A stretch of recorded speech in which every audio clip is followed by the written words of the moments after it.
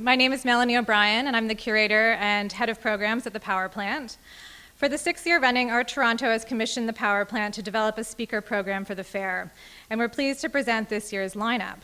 Yesterday we heard from Trevor Smith, today we're hearing from Ralph Rugoff, and tomorrow Kitty Scott.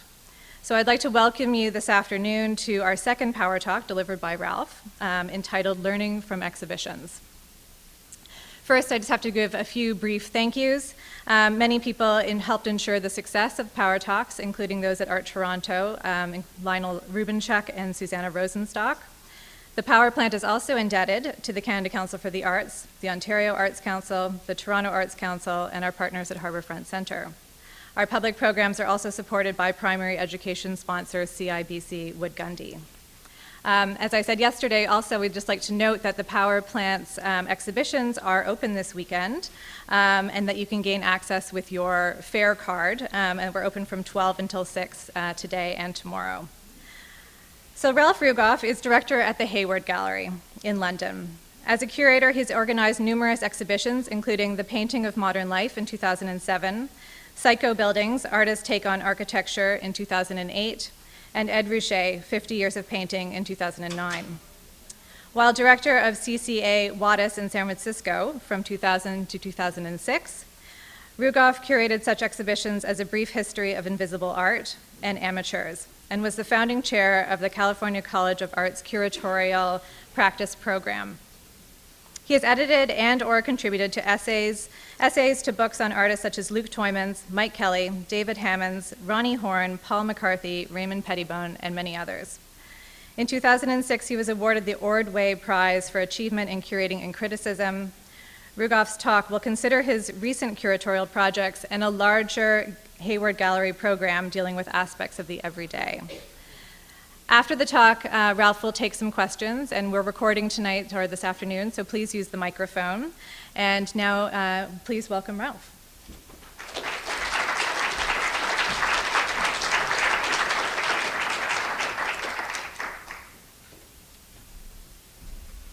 Thanks, Melanie, and thanks to everyone for coming today, and thanks to Art Toronto and the Power Plant for bringing me here, and for Gregory Burke, who I think was the first person who got in touch with me with this invitation. It's great to be back in Toronto. I haven't been here in a couple of years, and it seems like it's changing very quickly.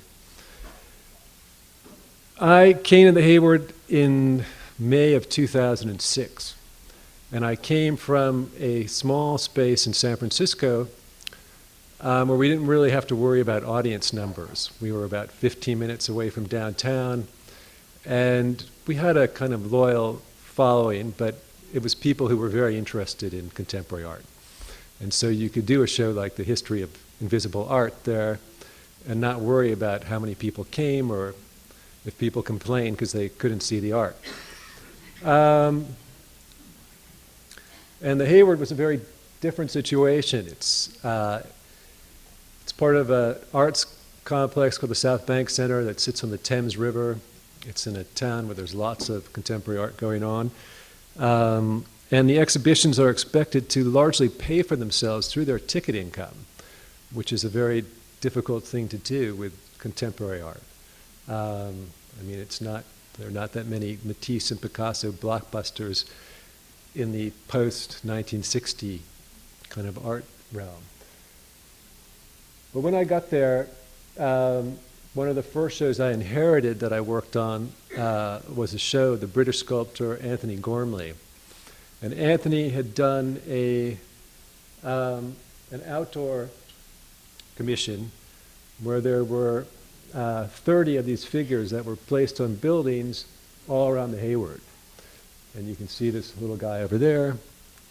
There's another one. There's another one. This kept the fire department busy because people were constantly saying there was someone about to jump.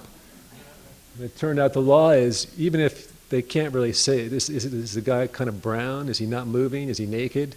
Okay, we know it's Anthony Gormley. They actually have to show up each time. So this was kind of crazy.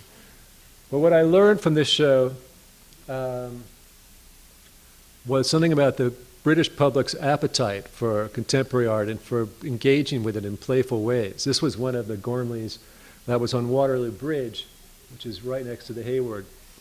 And we started documenting what was happening to it, because people were constantly playing with it, using it for different purposes. And to me, this was very interesting, to think, wow, we're in this very public site, because the Hayward is right next to Waterloo Bridge, which is a major commuter bridge with 200,000 people a day going over it. And I thought that it was interesting that people had this playfulness that you don't often see in a gallery itself. So before I curated an exhibition, the first projects I could do, because when you go as a new director somewhere, you inherit an existing program, were outdoor projects. And I thought that was also something very important that the Hayward needed to do, was to also try to engage public who might never walk in the doors, but who pass by the building all the time. And I should add that the Hayward,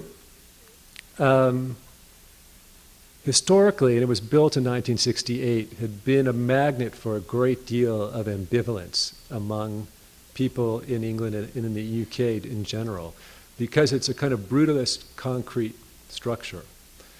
It's the opposite of what, people thought was nice architecture at that time. At one point, one of the Lord Sainsburys offered to pay £20 million to tear it down. So it was there was a sense that that site also needed to be, to show a different kind of face at times. But the Hayward had always had on top of it this piece by Philip Vaughan and Roger Danton, which was an early piece. It was a one-year commission that never came down from 1971. It would respond, the lights would change in response to the velocity of the wind. So it was an early example of an interactive light sculpture. By the time I got to the Hayward, it hadn't been working for a couple of years, but had been left up there, and it was rather sad. And it stayed up there for another year or two until I finally managed to have it taken down, much to a lot of outrage from people who had, in the 1970s, this was like a beacon in London, I think, for people who cared about contemporary art. It was a sign of this was a place, and at that moment when there was no Tate Modern, the Hayward played a very important role in bringing new art to London. And so there was a great deal of sentimental attachment to this sculpture, which I never thought was really a very interesting sculpture. And for a one-year commission, it seemed like it had had enough exposure. But there was this tradition of doing things outside. So within a couple of months of being there, one of the first things I was able to do was to bring this work by Jeppe Hein, called The Peering Rooms, which is a fountain that creates 4 rooms of water, 4 separate walls of water that you can go into, and then the water comes down and you can enter another space. And it's a work that has been kind of absurdly popular with people. I mean, these pictures show children, but you see old people in there, people in saris, people from every part of London. And then when the water drops, it's about your kind of memory of that wall that was there and the retention you have of that spatial barrier. It's about memory and spatial perception of boundaries. But it's also obviously a great game for people who don't want to get wet or play with the thrill of getting wet or not wet. And so watching it is also, even if you never go in it, just watching people interact with this thing is a source of constant delight to me. Because it's always an amazing experience to see how many different ways people respond to it. And the following summer, for some reason, we had good weather, my first 2 summers in London. We also had this sculpture by the German artist Klaus Weber called The Big Giving, which features people who are spitting, pissing, vomiting, and sweating. There's water coming out of this armpit here. All these kind of bodily excrescences that we associate with private activities. but putting them in this very public place of a public fountain with this kind of volcanic-like material, which is actually an industrial byproduct that might call to mind Rodin's statue of Balzac or Michelangelo's unfinished sculptures. But again, this was near another bridge, a pedestrian bridge. And it was interesting to me to see that a smaller version of this piece had appeared in a small gallery in the East End of London, where maybe 1,000 people saw it. In the summer, this was up, I'd say probably about 500,000 people saw it. And we had over 10,000 posts on Flickr. And people loved this sculpture. And it was very interesting to me to think that work that a lot of people might have thought was only appropriate in this very small gallery in East End for a tiny audience of people interested in contemporary art could actually have a mass audience. And that in the right conditions and put in a place outdoors where people don't feel there's no kind of intimidation factor. Oh, I'm in an art gallery, I've got to behave myself.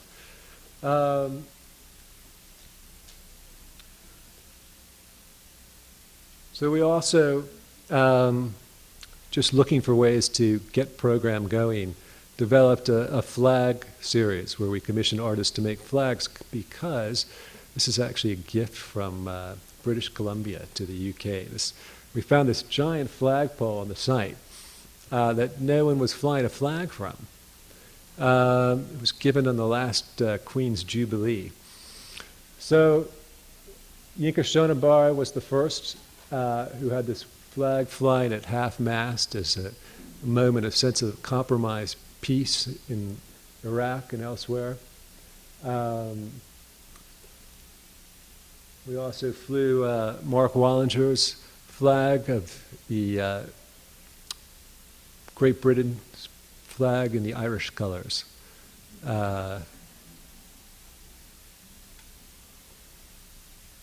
Then after doing several of these, I realized that the problem with flags as artworks is that unless the wind is blowing, they really don't work very well.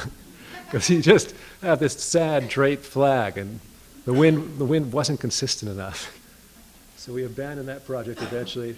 But we did other projects. This is by a Japanese artist, Ujino, who came, and he walked around London for a couple of weeks, and he was really struck by all the equestrian statues. And there are all these guys riding horseback all over London. So he wanted to make the kind of modern equivalent. And he took a black cab. And sherbet dab is Cockney rhyming slang for cab. And this was a piece made with a street sweeper, a black cab, a lot of kind of roadwork equipment inside of it, and also some turntables. So it was actually a musical piece. Early on, I also commissioned artists to make Christmas lights. So this was an early Christmas lights piece by David Batchelor. At that moment, we were also undergoing some construction, so he also outlined a number of these concrete mixers. And finally, the Hayward, when I got there, had no project space. It had no free space. So it seemed very important to create a space that people could go in and look at art without buying a ticket. So we knocked out some offices that were above our foyer and turned it into a project space.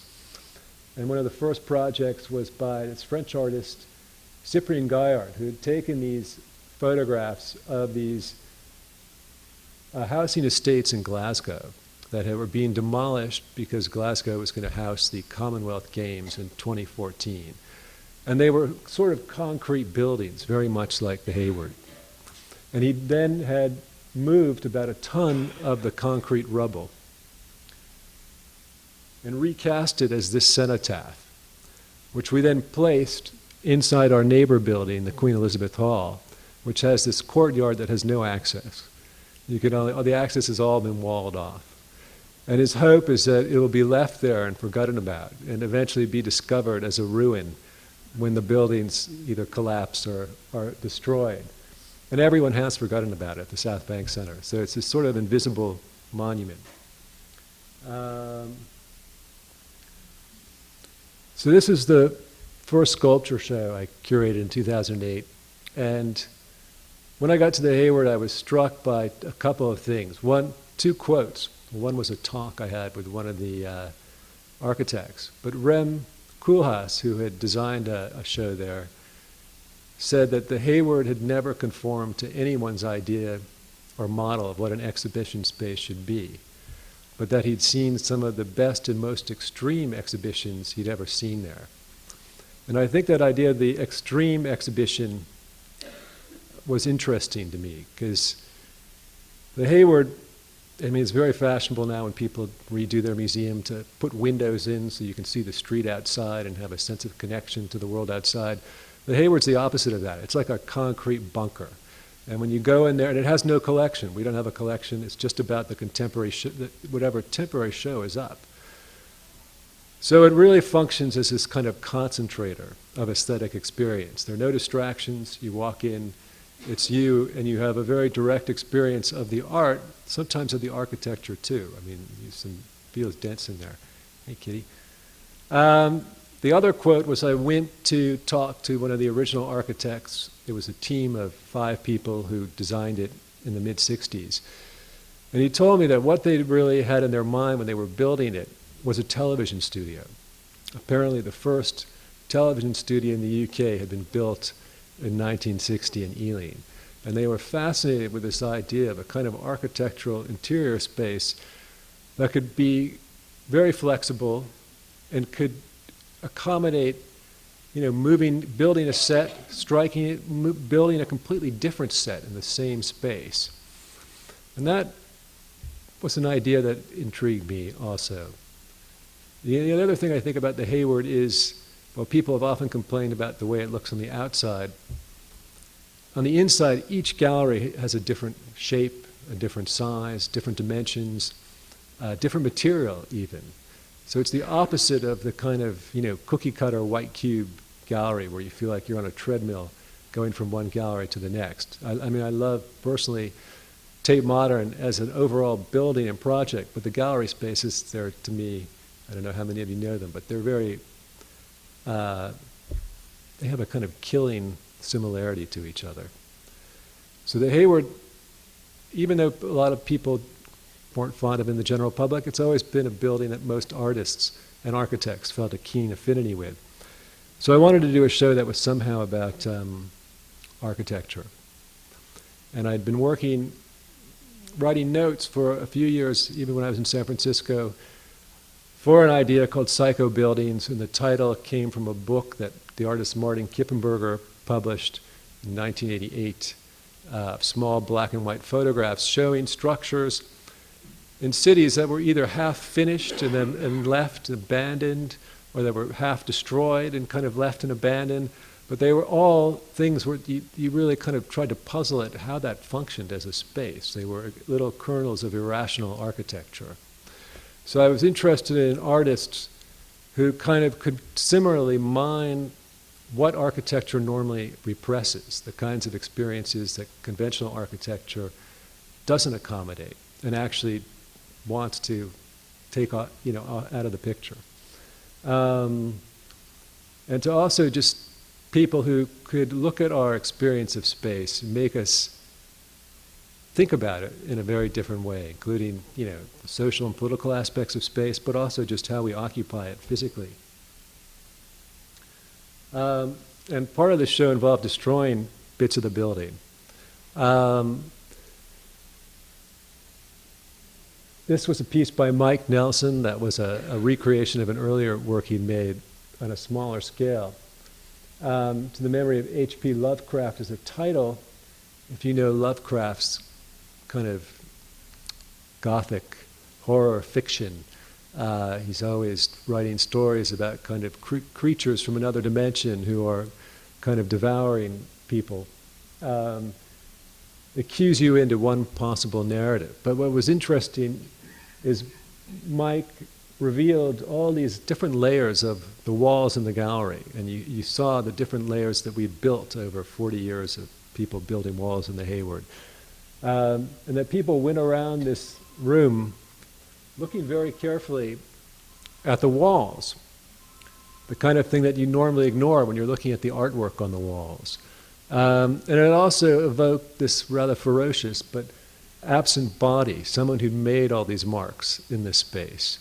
And in fact, there's a staircase. I don't have a picture of this. There's a staircase that goes up, a cast concrete staircase that goes up into this space, and Mike had built this enormous hatch covering, as if someone had tried to keep something at bay in this room. Very different piece by the Los Carpinteros. This was a piece called Showroom that was made with IKEA furniture that they dismantled. I think anyone who's ever tried to put together a piece of IKEA furniture, this is probably a wish fulfillment of what would happen to an IKEA showroom. But also, obviously, I think it kind of mixes up fears of terrorism in domestic space, of some kind of disaster. And at the same time, it presents you with this view that's an impossible view. If there was an explosion, obviously we could never look at it like this. It's the kind of view that you get from a photograph. And to me, it seemed to resonate with the idea of how much our kind of our training by photographic media affects the way we experience and interact with physical space. That increasingly we're really taking our cues from photographic representations of space rather than having an actual physical encounter. And that idea came up in a very different way in this piece by Doho. This was a 1/5 scale model of the house he grew up in Seoul, Korea, crashing into this brick building where he lived as a student, a model of this brick building where he lived as a student while he was at the Rhode Island School of Design. And it's sort of a reworking of the Wizard of Oz, of this house flying through space and crashing and evoking thoughts of home and where you live if you're come from a different place and you move. And inside was this kind of wrecked, fastidiously kind of dollhouse facsimile of what these apartments were like in that building. I'll just go kind of quickly through these. This was a Berlin-based artist, Michael Boyler, who assembled this with a team of volunteer students. And these are, you can see this is a kind of mesh grid behind these pieces of tissue paper. And it's a piece that, really, it's very clear how the piece was made. And it looks like it's almost in a process of continuing to be made. Somebody actually did come in at one point and rearrange it. Took us a few days to notice it.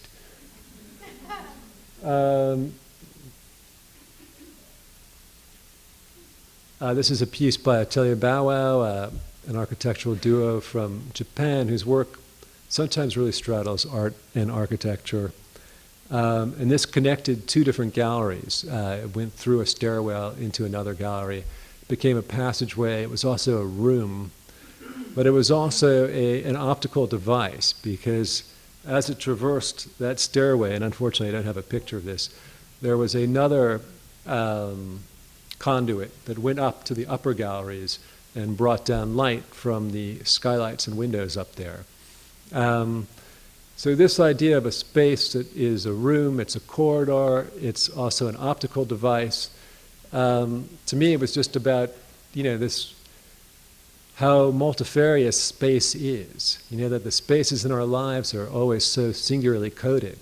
There's a bedroom, there's a bathroom, there's a kitchen, you do certain things in each one. You go to the office, there's a room for this kind of work. Factory, there's a room for that kind of work. And a lot of these works, I think, played with that and tried to get us to look at space in a different way.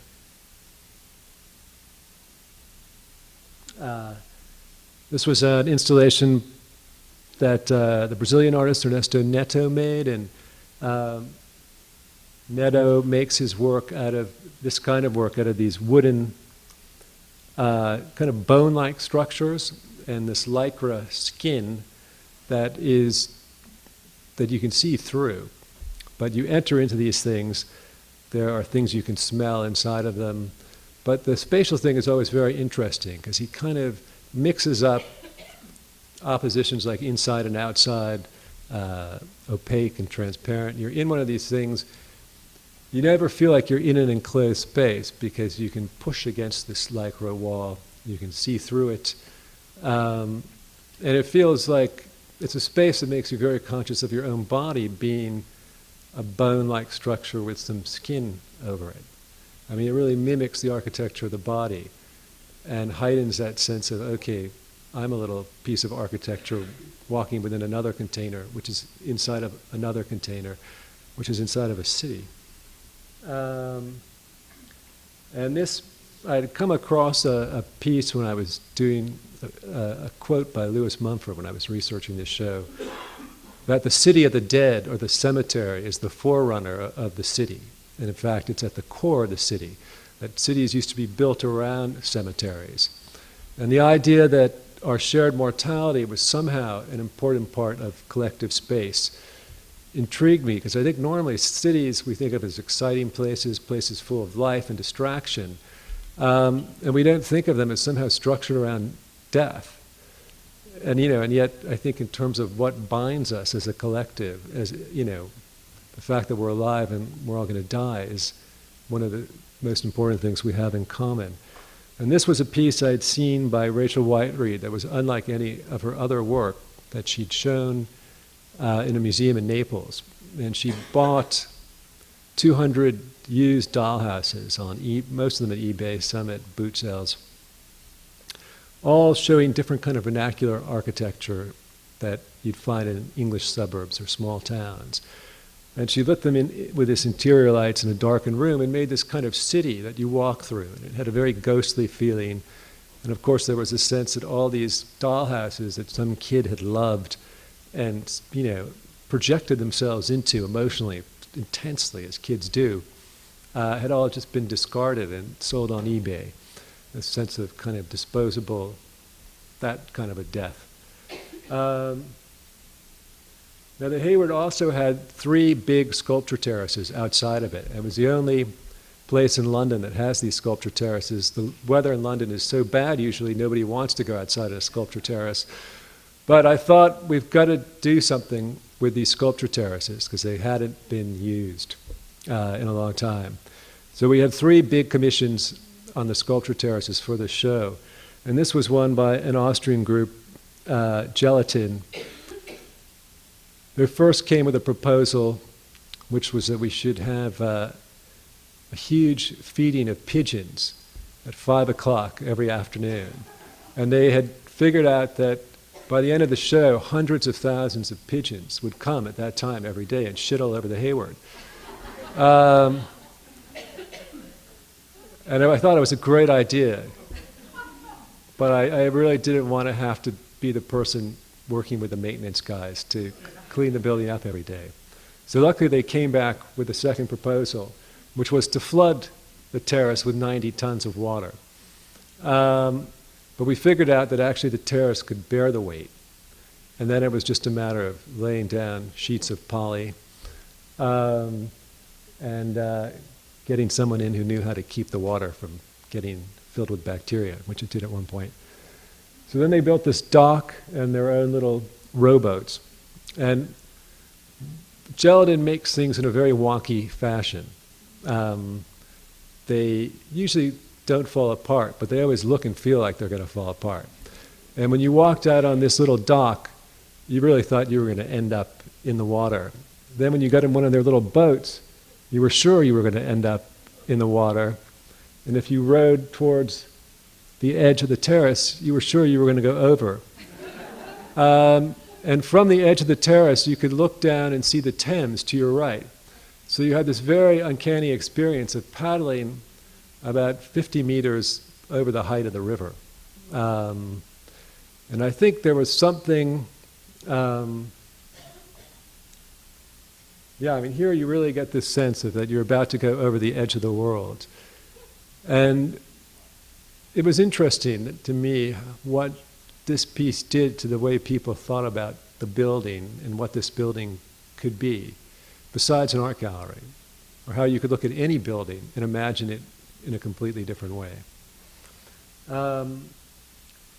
Another piece that we had on another terrace, this one within view of Waterloo Bridge, was this piece by the Argentine artist Thomas Saracino, where he took a kind of Buckminster Fuller dome, wrapped it in plastic, but then there was this upper level with a plastic floor, a polyurethane floor.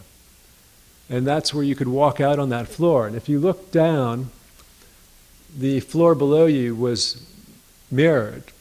So you would walk out on this thing and look down, and you'd see the sky below you.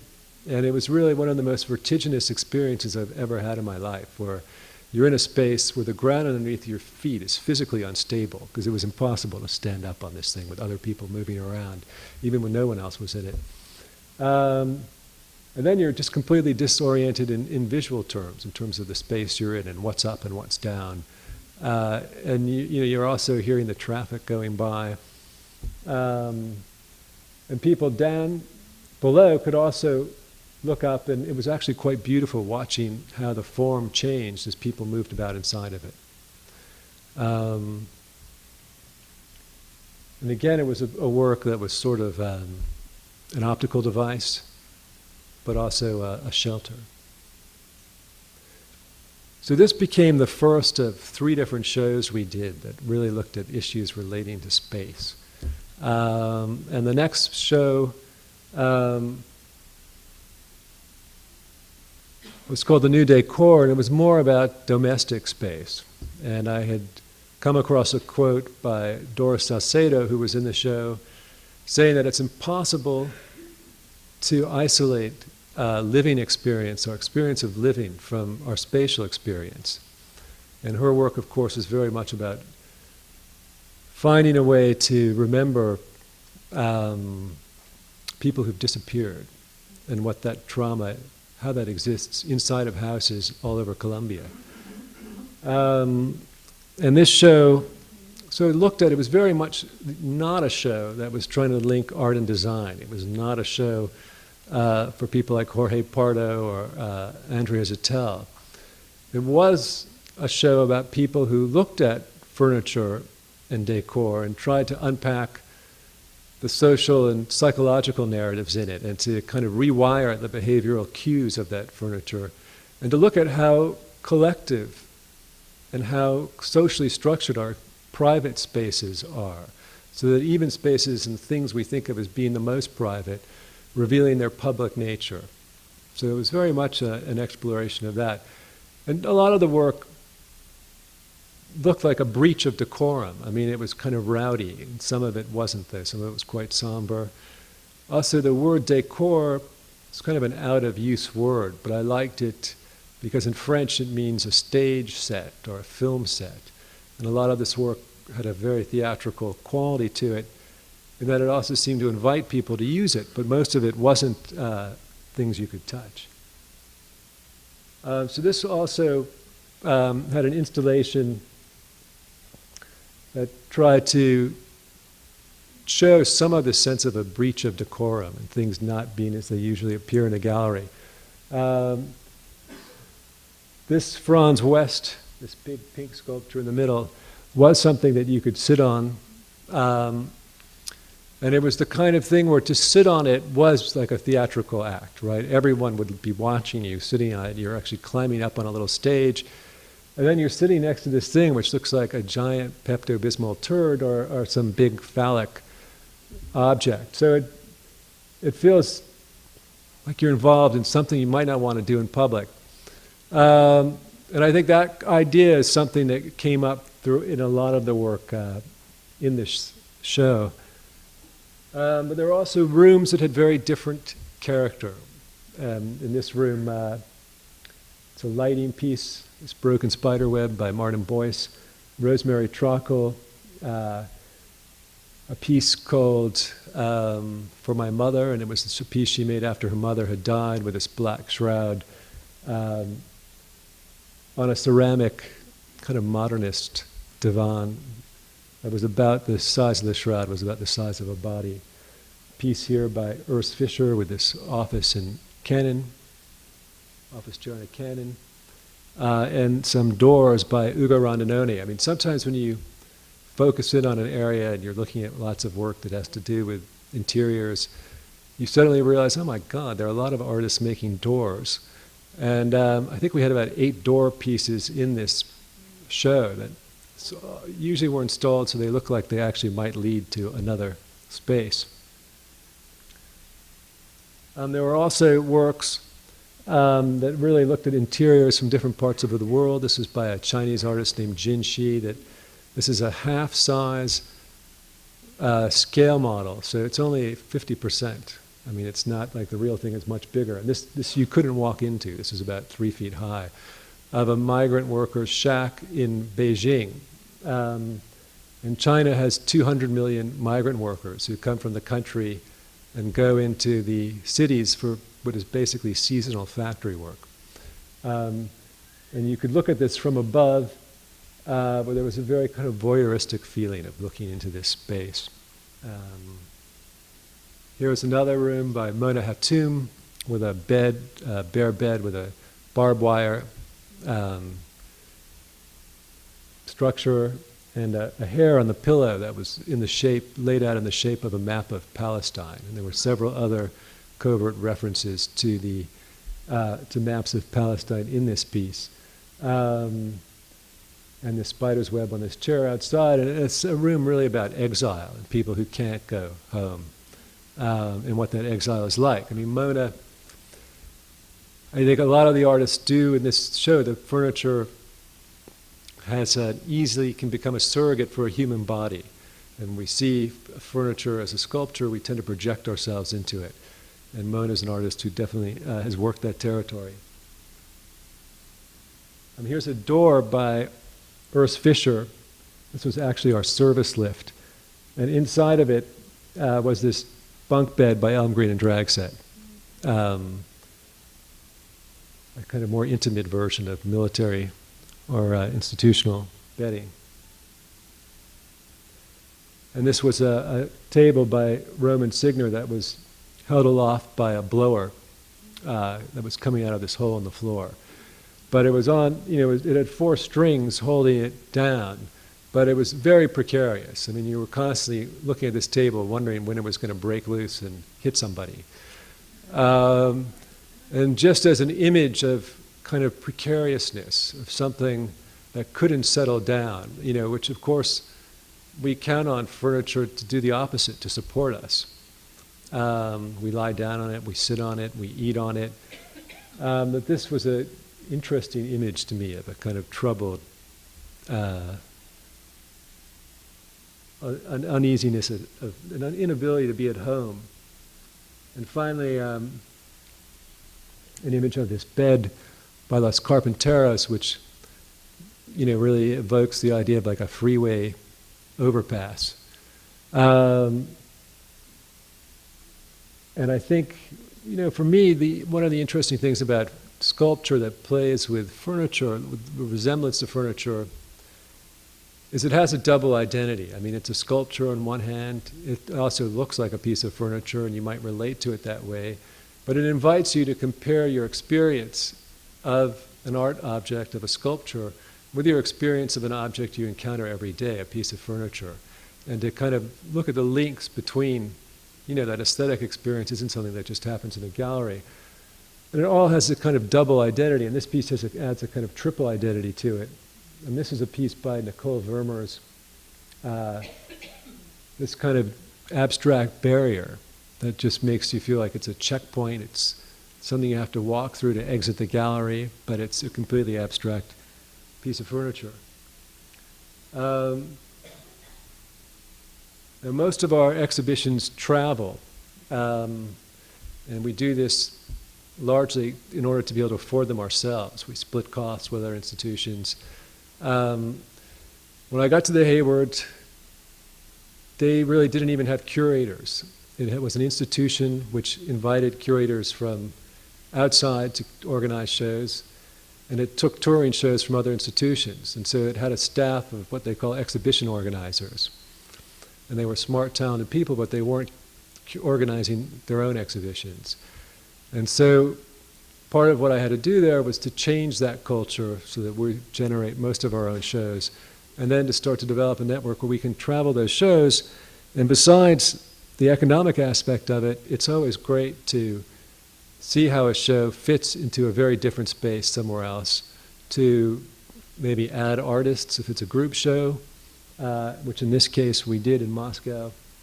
This is a Polish artist, Jaroslaw Kozlowski, who did a piece with these newspapers that were all from Moscow the day he made it. And actually, at the one on the bottom, there was a picture of Roman Abramovich, whose wife owns this space.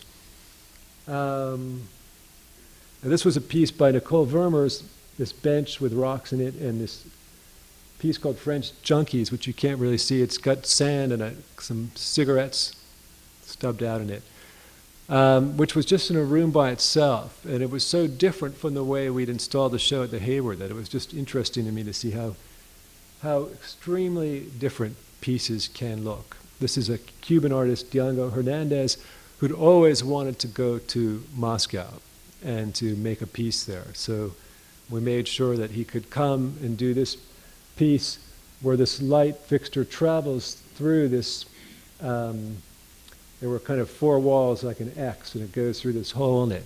And it was a reference to the kind of continual blackouts that he grew up with, electrical blackouts in Cuba. And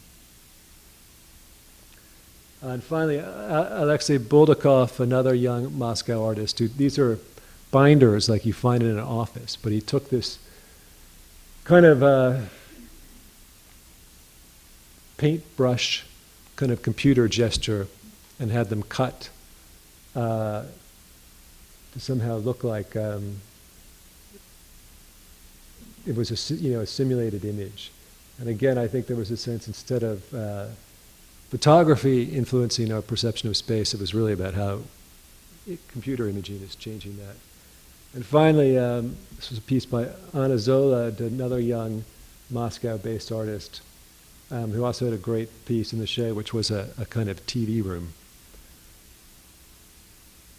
And again, a very different version of this room with Rosemary Trocos' Shroud for My Mother piece.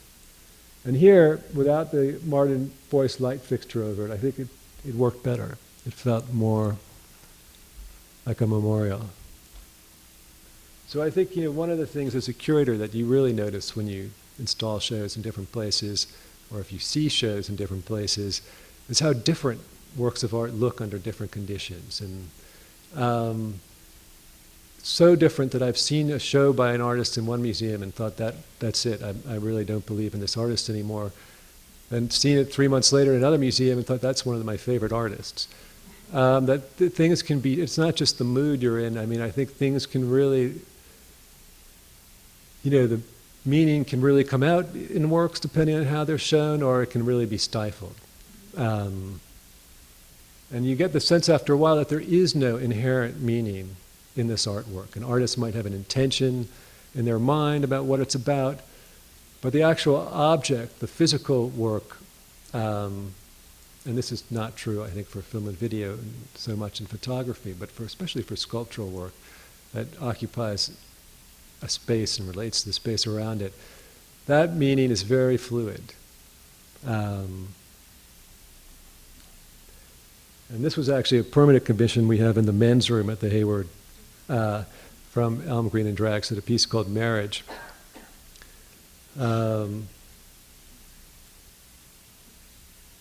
Sharing your dirty fluids.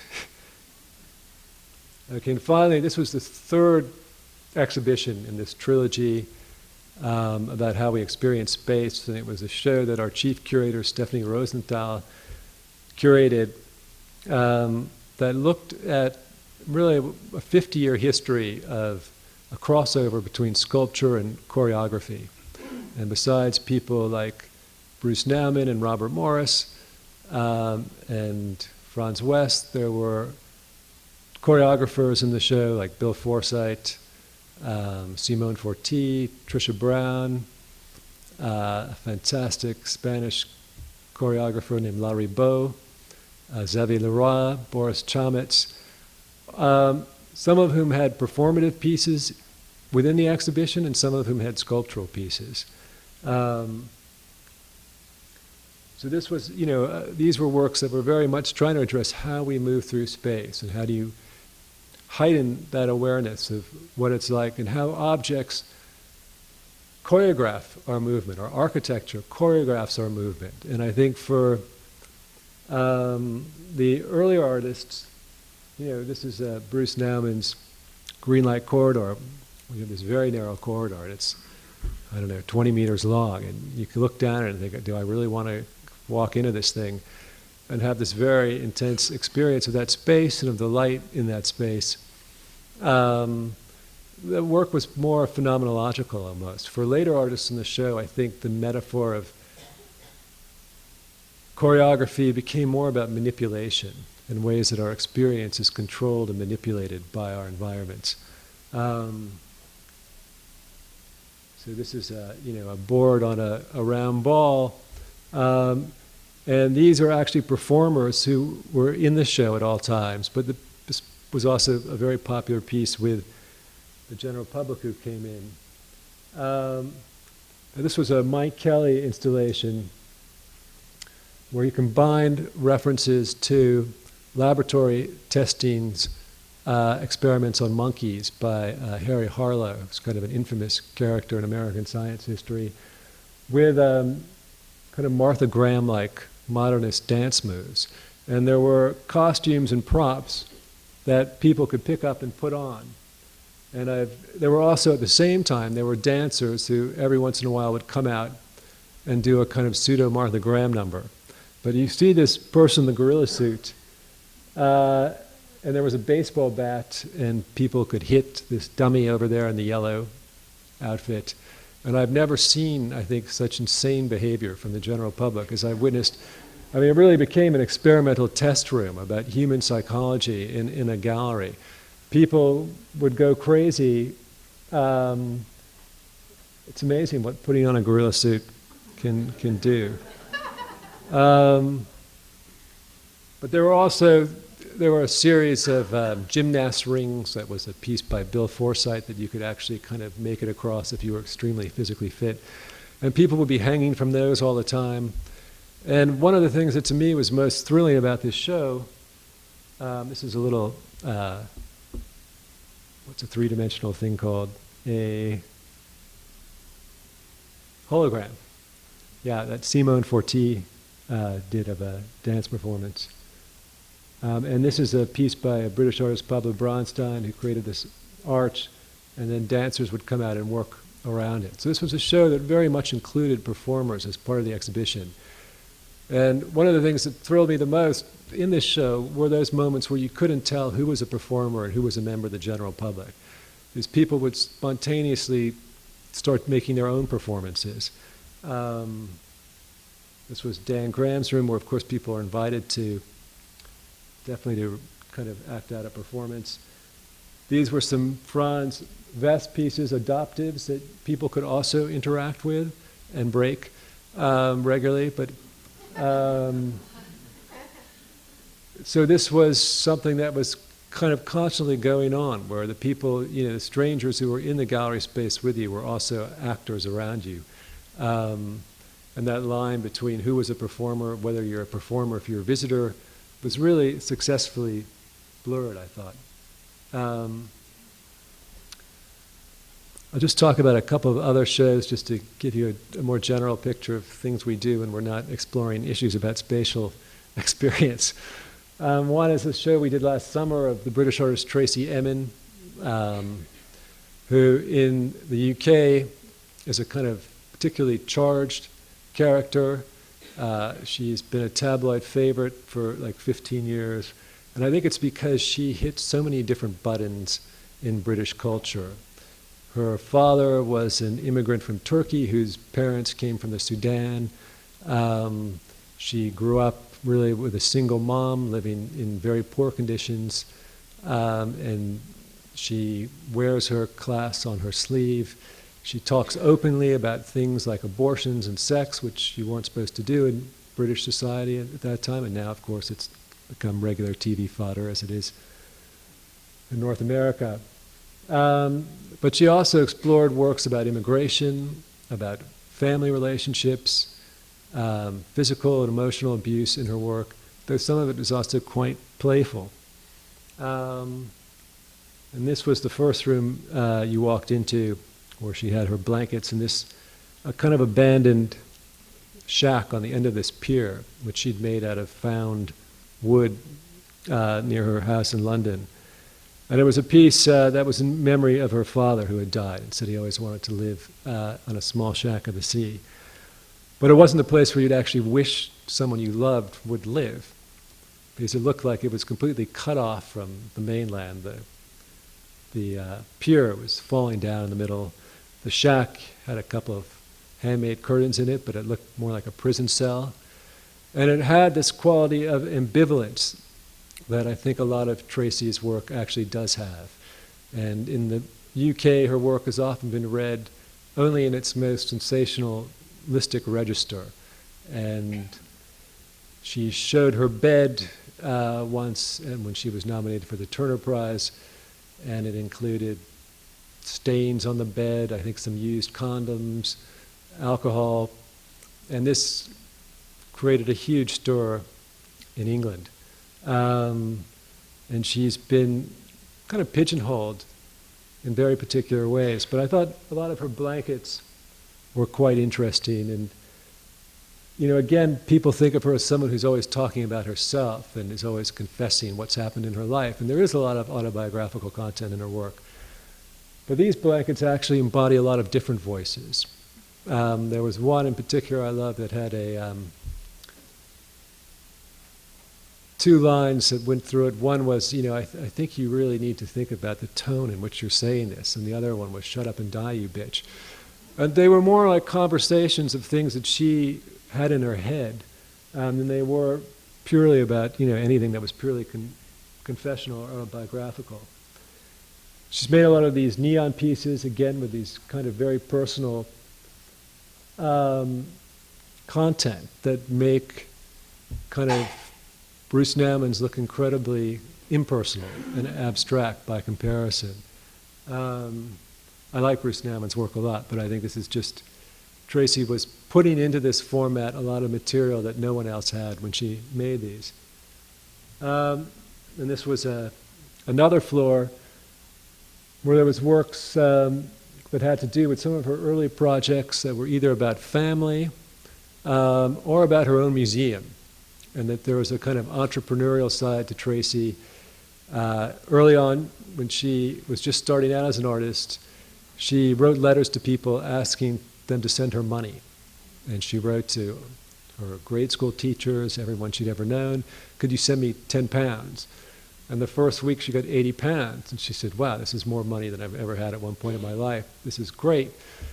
A couple of years later, she made drawings that were Emin bonds and sold them for 50 pounds with a proviso that you could return it in a year for another drawing if you wanted to. But the bond itself was a drawing, so why return it? Then she sold 500-pound bonds to raise money for the Tracy Emin Museum, which was a studio where she lived for a year, actually quite close to the Hayward. And busloads of Japanese and Scandinavian tourists would show up, because somehow this got on a map of things to visit in London. And Tracy would be there stitching a blanket, and people would come in and look around. And they hadn't maybe been in an artist's studio before, but she would make tea. And it's a side of her practice that I thought was quite great. And she had a store, the first thing she ever did with Sarah Lucas. Sarah was an artist at that point, and Tracy was wanting to be a writer. She wanted to be a poet.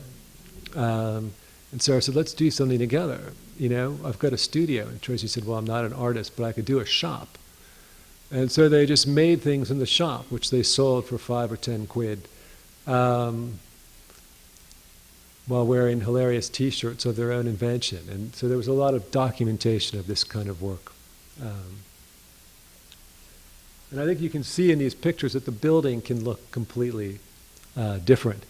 And this is a show we have up right now, which opened at the new museum. That's a show we organized of the New York painter George Condo. It's a 30-year retrospective. And again, I put these in just to look at a different model of installation. And George is a prolific artist who's always, he's made several thousand paintings, all in very different styles, all of them about an engagement with style and about looking at artists from the past, 400 years. So the idea of doing this salon-style hang seemed to make a lot of sense. Then we took it a little further. He'd done these 3 crucifixion paintings, so we decided to paint the walls of the galleries as if we were the National Gallery, where they have these kind of color schemes. So we had gray walls and these maroon walls. We also did have some white walls. These are 9 portraits of the Queen of England on the left, and some of George's more abstract work. And there were also a series of portraits from the last 10 years that sort of make up a cycle chronicling the boom and bust period of America, looking at scenes of kind of manic decadence and also scenes of very sad and forlorn-looking characters. But again, this kind of chocolatey brown background seemed to totally transform this space. And it made it look like a classical place for showing paintings. And I've had some painters I've wanted to show at the Hayward who turned us down because they didn't like the building. And I think this building is so interesting because it can be so many different things. So I really feel a great sense of freedom in thinking about what the program can have in it. How are we for time? Time to wrap up? Okay. I'll say, I was going to talk about another show that we're doing now, but I see it as late. But I will just say, we're doing a show with a British artist, Jeremy Deller, next year, and that it's a special challenge because Jeremy's not a gallery artist. I mean, he's really known for doing projects, shows called Joy and People.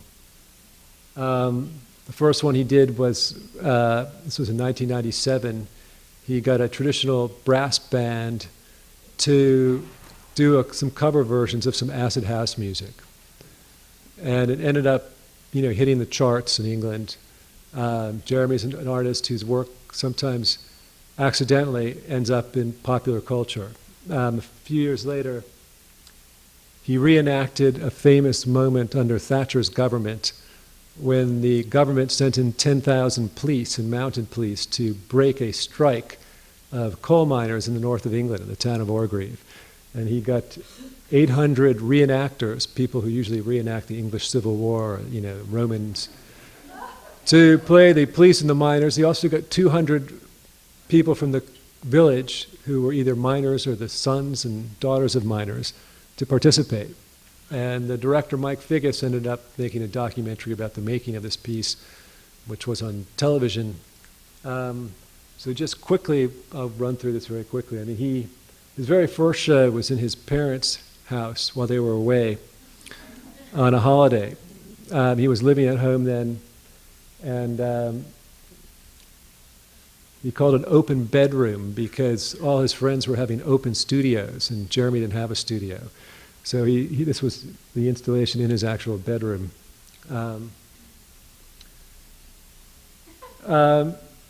And so we're actually going to reconstruct his bedroom and that entire show as it was, with the same furniture, the same books on his bookshelves. And I think when Jeremy's practiced, that approach makes sense because he's someone who has been involved with reconstruction. And I think otherwise to document this wouldn't be very interesting. We've also gotten him to do a kind of narrated slideshow on the model of Smithson's Hotel Palenque, looking at all the pieces he's made that were outside of galleries. And this was a procession he organized. It's actually David Hockney designed this, smokers' banners. And then he had a piece at Christmas where Karl Marx lookalike gave people Christmas cards with quotations from Das Kapital. Yeah, I wish we were doing this at Christmas. I mean, this is a piece from a parade float that he did, a snack bar where we'll actually have people serving tea so you can sit down and have a cup. of tea. And these are some T-shirts Jeremy made early in his career that Robbie Williams, the singer, ended up wearing and being shown in the tabloids wearing, where our security guards will be wearing these. And they will also be enacting this piece, risk assessment, where kind of simple behaviors like putting your pullover on end up in disaster. So there'll be these people getting stuck who may or may not be noticed. This is a lot of Jeremy's work, looks at fans and rock music, but particularly fan culture around it. This was a guy in a Polish family who spent all their holidays reenacting Depeche Mode videos and dressing their children up as the different characters in the videos. So they're going to come and do a talk. And I think this is a piece that was in the U.S. where this car was destroyed in a truck bomb in Baghdad, in the book street with all the bookshops and stalls in Baghdad. And it's always manned by a war veteran from Iraq, in this case will be British, an Iraqi refugee, who was just talk to people about their experiences of the war. It's something that is deliberately not ideologically shaded, which causes a lot of trouble with people who want the war to be attacked. But for Jeremy, it's a piece that's very much about hearing what it was like from someone who was there rather than reading something in a newspaper or hearing something on television. So there'll be this is again a show that has a lot of people in it. And this is a recent film Jeremy made about this wrestler, Adrian Street. It's an amazing picture from 1974. He grew up, that's his father he's standing next to. He grew up in a mining town, worked in the mines, left and made himself into this glam wrestler. If you've ever seen the movie Zoolander, I think they stole that scene from this image of Ben, what's his name, going back to see his family in the coal mines of Pennsylvania. Then we're also going to include a section of the show which is my failures. So, because Jeremy's unfulfilled projects, this was a proposal for the 4th plinth in Trafalgar Square of showing a bombed-out car from Iraq. This was to put, I think it was on the Smithsonian, George Bush's Mission Accomplished banner. And this was a proposal for the Olympic Park to have this kind of Stonehenge-like entry. And there will also be a kind of bulletin board with updates of what his current projects are and what's happening to them. And I think the idea is just to get a sense that this is not a retrospective in any final sense. It's very much a snapshot of someone who's in the middle of a very active career. Finally, we like to do things that show what artists think could happen at the Hayward. And this was a series of posters we commissioned by artists that we put outside the building and confused people who thought this was our future program. And this was a piece by Ken Lum. And if you look at it and think about it for a moment, it finally dawns on you that these are all artists who committed suicide.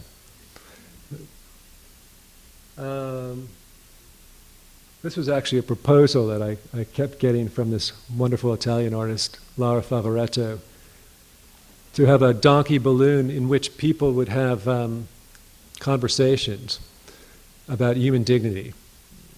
And it's a very expensive project to realize, but I would love to see it happen one day. Oh yeah, that's the last show. Okay, I should stop there. So that was kind of a brief blitzkrieg march through some of the things we've been doing. Are there any questions?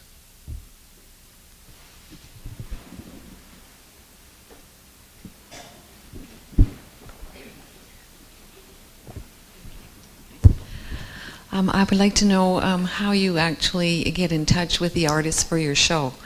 The shows that you decide on? Well, our favorite method is to use a medium.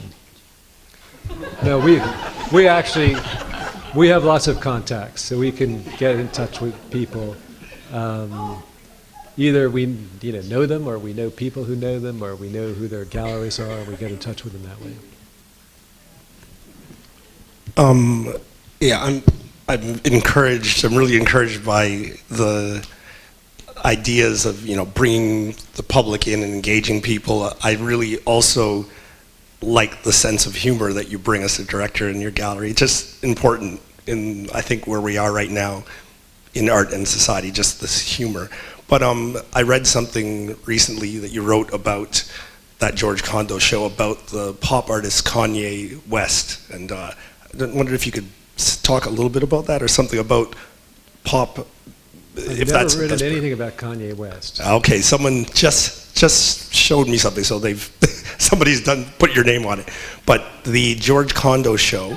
Kanye West likes George Condo. Yes, yeah, and I'm just wondering if the show has been successful. I saw it at the New Museum, and I really liked how you pulled give it a different context with putting it into that setting with the different colors, but a completely different show. And I'm wondering how it's been very, received. very different. Yeah. When shows travel, they adapt in different ways. And in New York, they had a huge wall that was 6.5 meters high by about 30 meters. And that was the wall for the portrait wall, we call it, the salon-style hang. So it involved having to get another 15 paintings that were just temporary New York-only loans. The show then traveled to the Hayward and 2 venues in Europe, where we added some different things. But the basic organization of the show, the division into different rooms and looking at different bodies of work and having this one salon wall, that's the same at every venue. It just gets reconfigured slightly differently. But I'm very interested. I was actually going to call this talk the Ignorant Curator, which I think is a better title. So let's pretend that was the title. Because I feel I'm the one who's learning from exhibitions, and that I'm very interested. For us, I think the goal of all of our program is to engage the public and their intelligence. I'm very excited when I see people looking at a piece and talking about it in the gallery. And say for that Psycho Building show, we had people coming in from all over. It was a very successful show, and saying really thoughtful things in the gallery about the work. And to me, that is one of the exciting things about art galleries, is that they're public spaces. In a theater, whether it's a play or movie, you have to shut up and just absorb it. Here, you can speak. You can speak to other people. You can speak to a stranger. That happens. And that possibility of public discourse is really, to me, very exciting. One of my highlights of being at the Hayward was in an earlier show I did called The Painting of Modern Life. We had a writer in London, Jeff Dyer. He's a great writer who came in and did just a public tour. And he had 50 people following him around. And they were having this ferocious argument in front of one painting after another. And it was this kind of boisterous town meeting that traveled from one piece of art to the other. And people were getting incredibly excited. And I said, that's what an art show should be about. That kind of discussion between people. So we've been criticized, say, for that series of spatial shows. And we got good reviews by the newspapers. In the art press in England, we got attacked for pandering to the experience economy, for making work that was about play that had no risk to it, and which I think there's a lot of content to that work that I don't really need to defend. But I think there was a sense that, okay, maybe playfulness in itself was once something that had some political merit, but now it's just entertainment. And yet I think entertainment is an important part of art. And when I was a lot younger, I once had an assignment to interview the artist David Hammons for an art magazine. And David is not someone who speaks to anyone in any kind of standard interview format, doesn't really even do interviews. But at one point he gave me a long lecture about why an artist had to be an entertainer. And it's not entertainment in the sense of diversion or distraction, but it's entertainment in the sense of the way we entertain an idea, the way entertainment is, you entertain guests, it's hospitality, it's about arousing a sense of wonder and having that capacity. So for me, if art isn't entertaining, why are you going to think about it? It can be serious entertainment. And sometimes, I'm interested in things that mix humorous and the serious. Ralph, in a way you address partially what I was going to ask, because when you first started talking, you said that in large part the exhibitions have to generate a lot of income, and so in some senses that becomes a determining factor. And I wonder how much then your choices curatorially and who you're going to look at is determined by what you would want to say would be entertaining and therefore is likely to attract a larger audience. But are you ever concerned about the larger question of what traditionally would be called aesthetics and different notions of what constitutes quality in art as opposed, and I'm not suggesting, by the way, that there isn't quality in all of the shows you're doing, but I guess my question is really about that hinge between what you might want to do if you didn't have to generate as much attraction to audiences and whether or not that does in some ways determine what it is you're doing at the Hayward. I think I would just sleep better at night if I didn't have to worry about our audience figures, because I can't predict it. I mean, we did an Ed Ruscha show that was 50 years of Ed's paintings. It had most of his great paintings in it, and it did about 50% of what we had expected it to do in terms of the numbers of people who came. When I got there, I thought, it'd be great to do the Invisible Art Show in London, and everyone said, you're out of your mind. And then 4 years later, the Pompidou did it with a show called Voids, which was 10 empty rooms. Now, it probably was not a great hit with the public. But I do think you can do things that are unexpectedly. I don't think the obvious formula of what you think is going to work works. So I think if you do things, when I first got there was a Dan Flavin show that had just come down, and Dan Flavin isn't a household word in London. But the show did really well because it was a great show. And it was very accessible to people. It was a very beautiful show. And I think maybe Ed Ruscha was too cerebral.